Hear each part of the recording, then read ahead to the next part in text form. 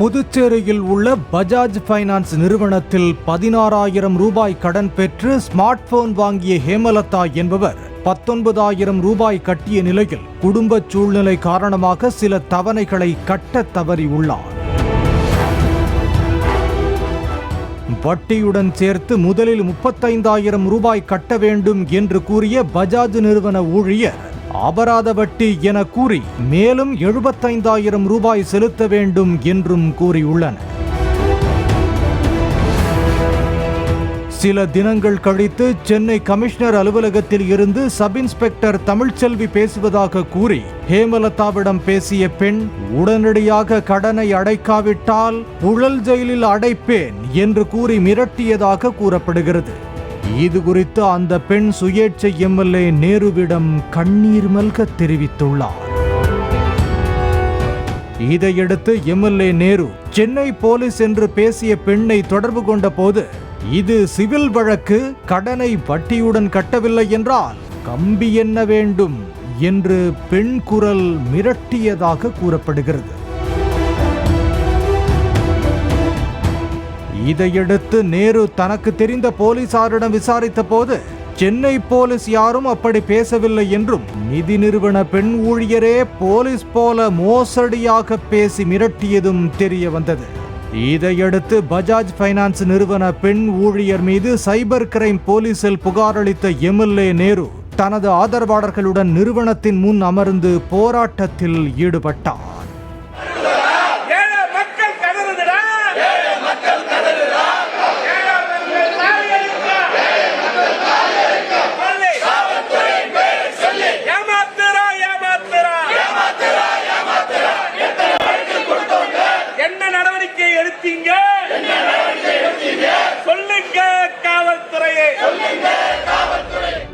நிறுவனத்தில் இருந்து யாரும் பேச்சுவார்த்தைக்கு வராததால் பொறுமை இழந்த போராட்டக்காரர்கள் வாசலில் இருந்த காவலாளியை தள்ளிக்கொண்டு நிதி நிறுவனத்துக்குள் புகுந்து நியாயம் கேட்டு வாக்குவாதம் செய்ததால் பரபரப்பு ஏற்பட்டது.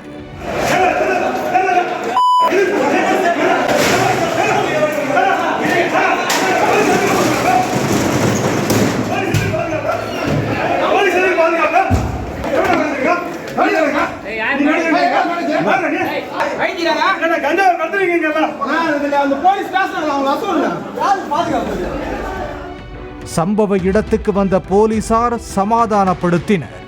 பஜாஜ் நிறுவனம் இந்த விவகாரத்தை பேசி தீர்த்துக் கொள்வதாக கூறியதோடு தங்கள் உயர் அதிகாரிகளிடம் அனுமதி பெற்று வட்டியை குறைத்து கட்ட நடவடிக்கை எடுப்பதாக உறுதியளித்ததால் போராட்டக்காரர்கள் கலைந்து சென்றனர். செக் பவுன்ஸ் ஏழை எளிய மக்கள் தான் அவங்க முடியாத கடன் வாங்குறாங்க. அதுக்கு சில விதிமுறையெல்லாம் அதை மீறி இவங்க மெத்தட் விதமா அதே நேரத்தில் போலீஸ் அதிகாரிகளுடைய பெயரை பயன்படுத்தி அவங்க அடாவடி வசூலில் ஈடுபடுறதுதான் பெரிய இதில் வருத்தத்தக்க செய்தியா இருக்குது. இப்படிப்பட்ட நிகழ்வுகள் நிறைய இடத்துல நடக்குது. அதே நேரத்தில் தங்களிடம் வாங்கிய 16,000 ரூபாய் கடனுக்கு முறையாக தவணை தொகையை செலுத்தாமல் விட்டதால் வட்டியுடன் சேர்த்து 75,000 ரூபாயாக கடன் உயர்ந்து விட்டதாகவும் மோசடியாக எந்த பணமும் தாங்கள் கேட்கவில்லை என்றும் பஜாஜ் ஃபைனான்ஸ் நிறுவனத்தினர் விளக்கமளித்துள்ளனர்.